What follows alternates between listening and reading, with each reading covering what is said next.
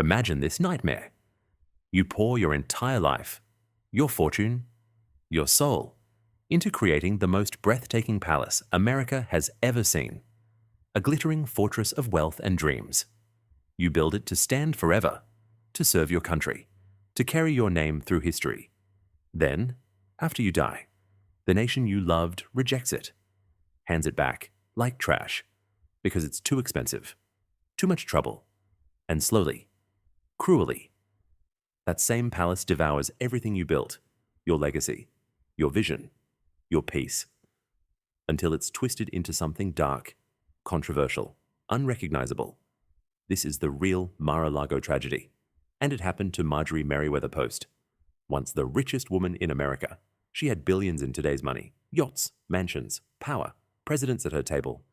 But Mar-a-Lago, her shining crown, became her curse, a beautiful monster that isolated her, bankrupted her dreams, and let a ruthless buyer claim it for pennies.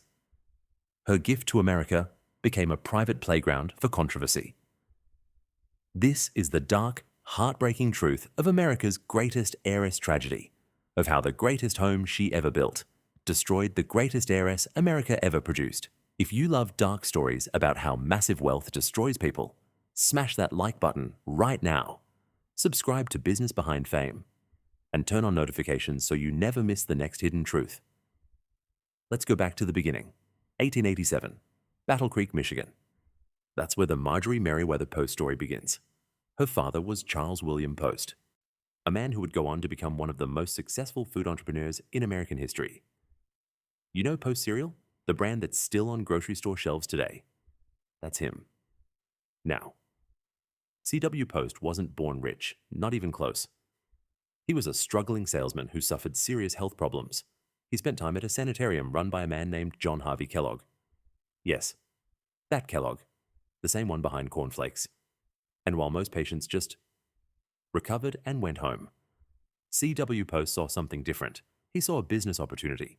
He watched how grain-based foods and grain-based drinks were being promoted as healthy alternatives, and instead of just consuming them, he started thinking about how to sell them.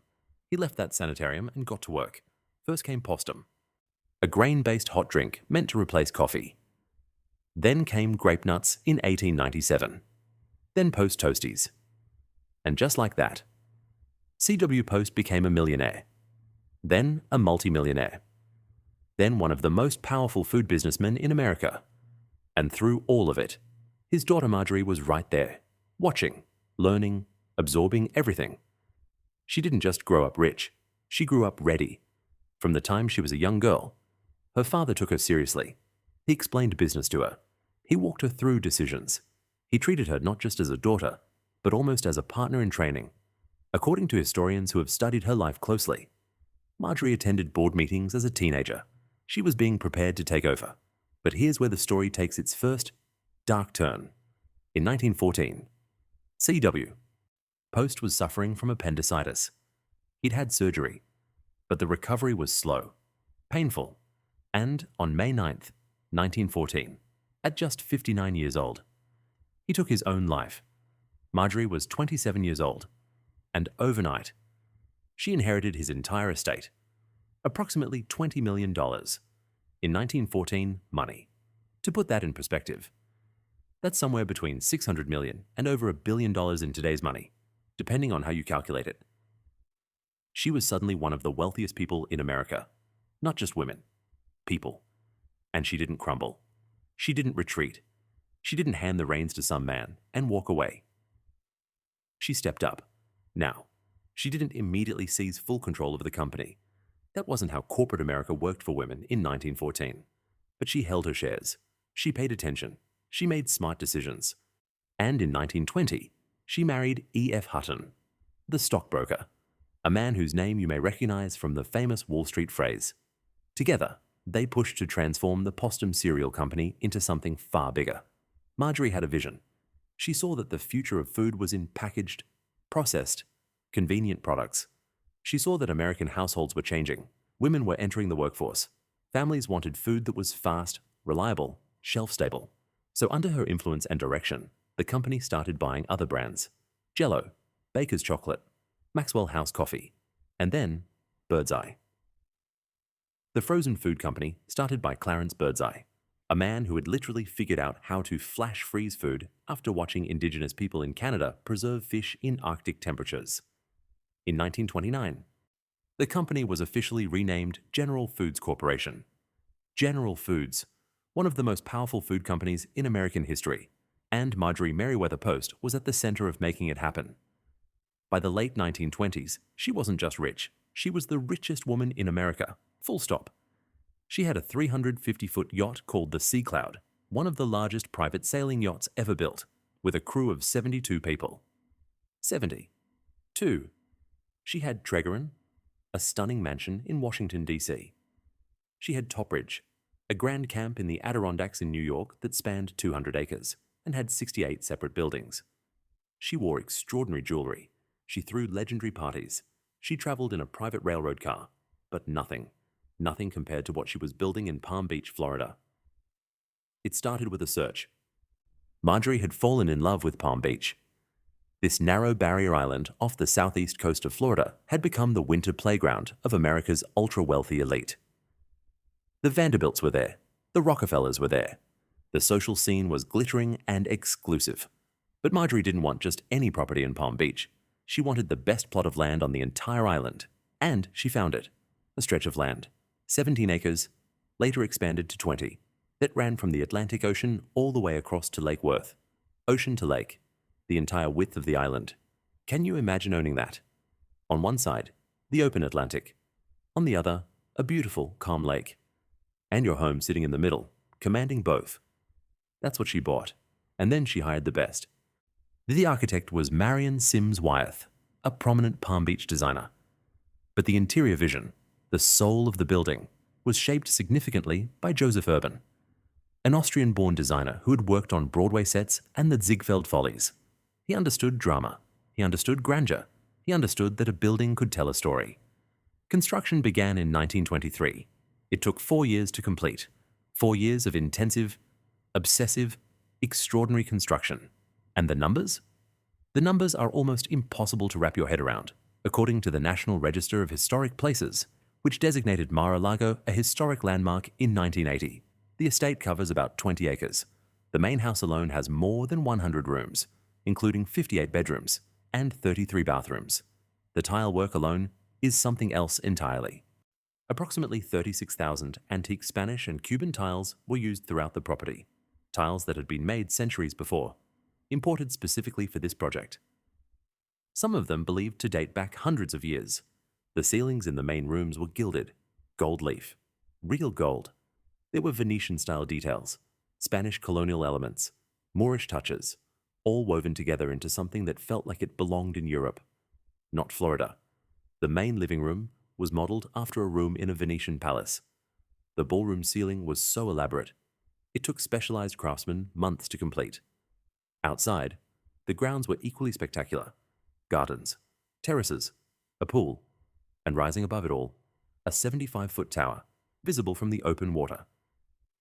When it was finished in 1927, the total cost was approximately $7 million. In 1927 money. That's the equivalent of over $100 million today. Some estimates push it toward $150 million or more when you factor in the custom materials, the artisanship, the imported elements that simply cannot be replicated. She named it Mar-a-Lago, Spanish for sea to lake, and it was exactly that, a palace that bridged two worlds. She also reportedly spent an additional $3 million furnishing it with rare antiques, priceless art, custom pieces, silver, china, and tapestries collected from across Europe and beyond. When you understand the full Mar-a-Lago history, you understand this wasn't just a home. It was a statement, a monument, a declaration that Marjorie Merriweather Post had arrived at the very top of American society, and she intended to stay there. For several decades, Mar-a-Lago was everything she dreamed it would be. The guest list reads like a who's who of the 20th century's most powerful people. Presidents came. The Duke and Duchess of Windsor, the British royal who abdicated his throne for the woman he loved, were guests, dignitaries, ambassadors, senators, artists, celebrities. The parties were legendary. Marjorie was famous for her hospitality. She was meticulous about every detail, warm and generous with her guests, brilliant at bringing together people from completely different worlds. But Marjorie wasn't just about glamour. That's the part of her story that often gets lost. She was genuinely, deeply philanthropic. During World War II, she made a decision that speaks volumes about her character. In 1944, she opened Mar-a-Lago to wounded veterans returning from the war. Think about that. This woman, who could have kept her priceless palace sealed and private while the rest of America sacrificed, opened her doors. This wasn't a press event. This wasn't a photo opportunity. She believed that extraordinary wealth came with a responsibility to serve. That belief ran through her entire life. She donated massively to arts institutions. She funded music programs. She gave to educational causes. The Smithsonian Institution in Washington, D.C. was a major beneficiary of her generosity. She donated her Washington estate, Hillwood, along with her enormous collection of Russian imperial art, to create what is now the Hillwood Estate, Museum and Gardens. And speaking of that Russian art collection, it deserves its own moment, because this is one of the most remarkable things she ever did. From 1937 to 1938, Marjorie's third husband, Joseph E. Davies, served as the U.S. ambassador to the Soviet Union. Marjorie went with him to Moscow. And while she was there, she witnessed something extraordinary and heartbreaking. The Soviet government, in its ongoing push to eliminate every symbol of Tsarist Russia, was selling off the priceless treasures that had belonged to the Russian imperial family. Fabergé eggs, imperial porcelain, jewels, religious icons, items commissioned by the Romanovs, created by the finest craftsmen in the world, being sold for almost nothing. Marjorie bought them, not for profit, not to flip them. She bought them because she recognized them as irreplaceable pieces of human history, and she wanted to preserve them. Today, the Hillwood Museum in Washington, D.C. houses one of the finest collections of Russian imperial art outside of Russia itself. And it exists because Marjorie Post walked through Soviet Moscow in 1937 and had the vision and the resources to save what would otherwise have been lost forever. That is who she was, a business genius, a cultural preservationist, a woman of genuine, deeply held values. And yet, despite all of that, Mar-a-Lago would not go the way she planned. But here's where the story gets dark, because all that grandeur, all that beauty, all that history came with a price that just kept going up. Running Mar-a-Lago was not like running a regular house. It wasn't even like running a regular mansion. It was like running a small hotel. Permanently, every single day of the year, the estate required a full-time staff of dozens. Some accounts suggest upward of 70 to 75 employees at various times. Gardeners, housekeepers, chefs, security guards, maintenance workers, and the maintenance costs? Staggering. The salt air from the ocean corroded everything. The humidity crept into walls and ceilings, the antique tiles, the gilded ceilings, the imported woodwork. All of it required constant, specialized care. This wasn't just expensive, it was relentless. And Marjorie's personal life was adding its own kind of weight. She had 4 marriages in total. Each one ended in divorce. Each one brought its own pain. Her first marriage to Edward Close ended in 1919. Then E.F. Hutton, the man she had built General Foods with. That marriage collapsed in 1935. Then Joseph Davies, the ambassador. They divorced in 1955. And her final marriage to Herbert May ended in 1964. 4 marriages, 4 divorces. And through all of it, Mar-a-Lago sitting there.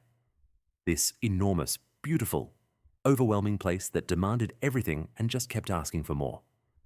This is how Mar-a-Lago destroyed Marjorie Post. Not all at once, but slowly, quietly, piece by piece. Her daughters were not interested in taking on the estate. And honestly, who could blame them?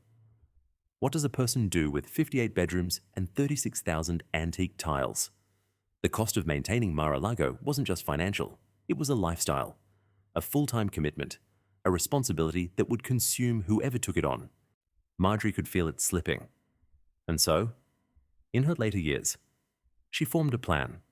If her family didn't want it, and she couldn't bear to see it sold to some private buyer who might ruin it, she would give it to America. She would donate Mar-a-Lago to the United States government to be used as a presidential retreat, a winter White House, a place where American leaders could escape Washington's cold winters and conduct diplomacy in surroundings that reflected the grandeur of the nation. It was a beautiful idea. Generous, patriotic, deeply personal. She spent years lobbying for it, speaking to government officials, pushing to have the arrangement formalized, pouring the last of her energy into making sure her gift would be accepted and honored. And when she died on September 12, 1973, at age 86, her will included the donation of Mar-a-Lago to the federal government through the Marjorie Merriweather Post Foundation. She had given away her greatest treasure, or so she thought. And now, if this dark side of insane wealth is blowing your mind, drop a comment saying wealth curse ice and hit subscribe to Business Behind Fame so you get every single episode. Because what happened next is almost too painful to believe. The government accepted the gift. And then, 8 years later, they gave it back. In 1981, the federal government returned Mar-a-Lago to the Post Foundation. The reason? Money and logistics. The cost of maintaining the estate was projected to be millions of dollars per year, just to keep it operational. And from a security standpoint, the property was a nightmare. It sat on a narrow strip of land, ocean access on one side, lake access on the other. Securing it for a sitting president would have required massive infrastructure investment.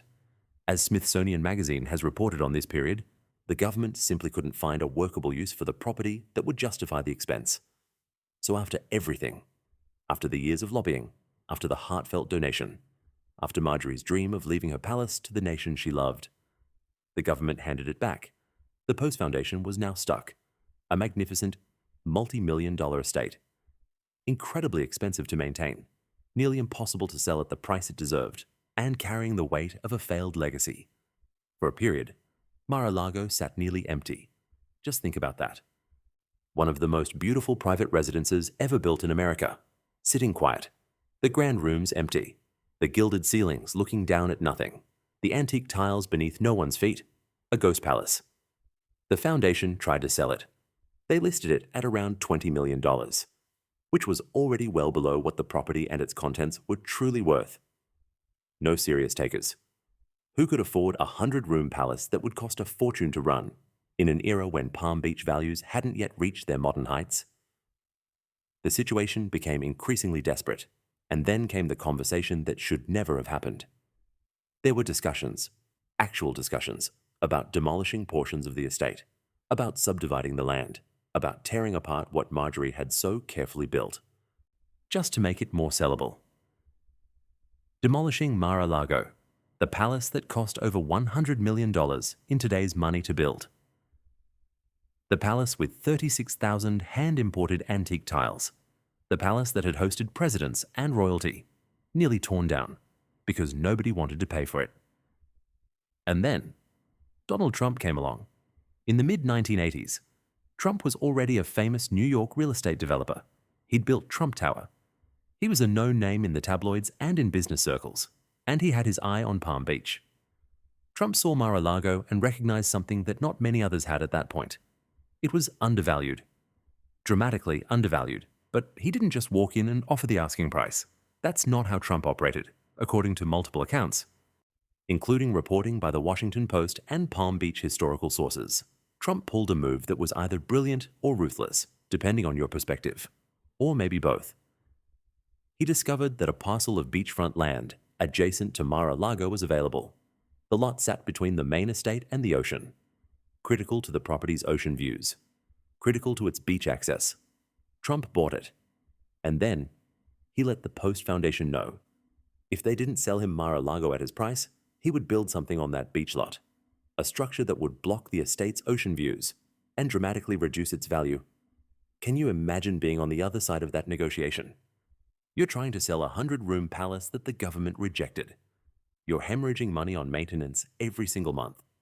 You're running out of options, and now the most aggressive real estate developer in America has bought the land between your front door and the ocean and is threatening to build a wall. The foundation caved. In 1985, Donald Trump purchased Mar-a-Lago for approximately $8 million. The furnishings, all of Marjorie's priceless antiques, the collected art, the silver, the china, were included for roughly an additional $3 million.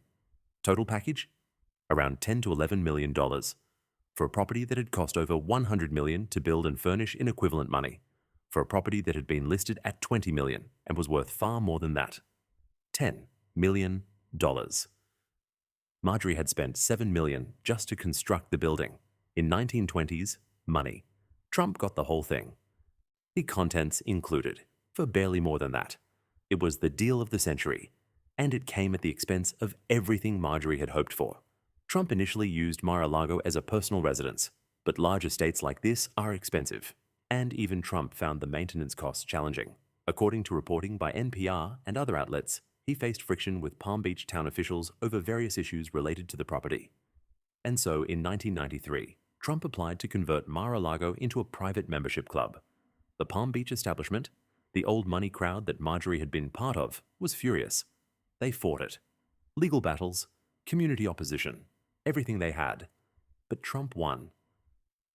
In 1995, Mar-a-Lago officially became the Mar-a-Lago Club, a private membership club where the ultra-wealthy could pay to enter and experience something that felt like old Florida glamour, complete with the original architecture, the antique tiles, and the gilded ceilings that Marjorie Post had so carefully, lovingly, obsessively created. The initiation fee, $25,000 at launch. It would later rise to $100,000. Then reportedly $200,000 after Trump became president.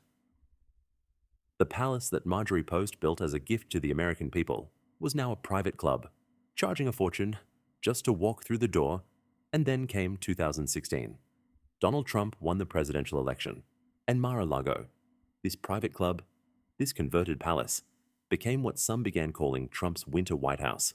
The phrase hit like a dark joke, written by history itself, because that was exactly what Marjorie Post had wanted Mar-a-Lago to be. A winter White House, a place where American presidents could work, rest, conduct the business of the nation, in beautiful, historically significant surroundings. She had tried to give it to the government for exactly that purpose. The government refused, and now it was happening anyway. But not as a gift to the public, not as a national treasure, as a private club, as a business, as a brand extension. The dark truth of Mar-a-Lago is this: the estate that was meant to be a monument to American hospitality and public service had become the center of political rallies, fundraisers, private dinners with foreign leaders, and ongoing controversy. That is a tragic irony that no amount of money could have protected her from. So what's the real lesson here? Because this isn't just a sad story. It's a story about something much bigger, about the limits of wealth and the illusion of control. Marjorie Merriweather Post did almost everything right. She inherited a fortune and multiplied it. She built one of the great corporations in American business history. She was generous, cultured, brilliant, and genuinely public-spirited. She built Mar-a-Lago with love and intention, and an almost obsessive attention to excellence. And yet, she couldn't control what happened after she was gone. That's the business truth that wealthy people often learn too late, or never learn at all, because they don't live to see it. You can build an empire. You can design a legacy.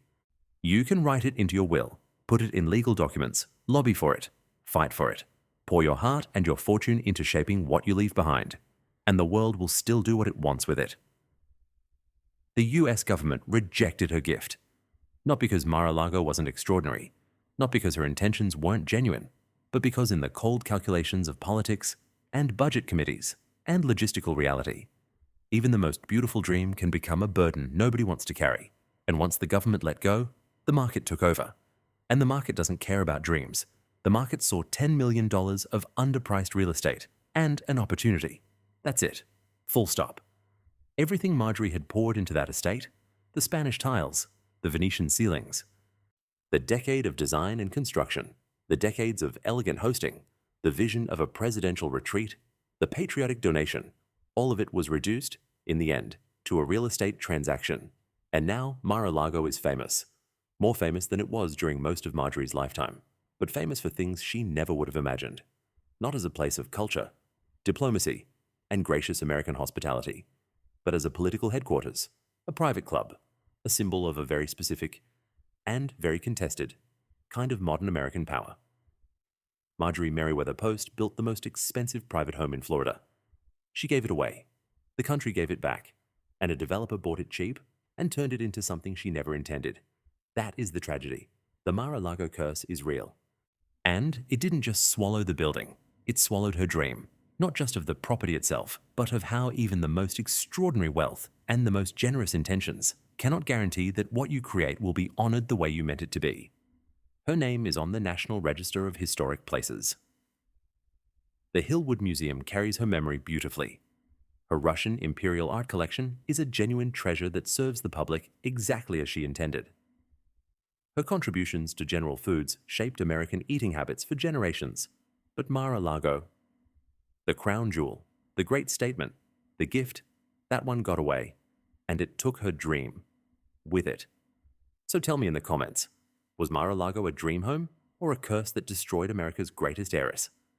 Was it always going to end this way? Or did the government make a catastrophic mistake in 1981 by giving it back? If the government had kept it, if it had become the official winter White House she envisioned, would it be one of America's great treasures today? Or would it have become a burden and a controversy in a completely different way? Drop your thoughts below. I genuinely want to know what you think. If this story shocked you, if you never knew the real history of Mar-a-Lago before today, smash that like button. Subscribe to Business Behind Fame for more real, dark business truths. Share this video with one friend who needs to hear this, and ring the bell so you never miss the next one. Because we are just getting started. Every week, we pull back the curtain on the stories behind the fortunes, the fame, and the failures that the history books don't tell you straight. Marjorie Merriweather Post deserved better. And now, at least, you know her real story. Thanks for watching. I'll see you in the next dark story.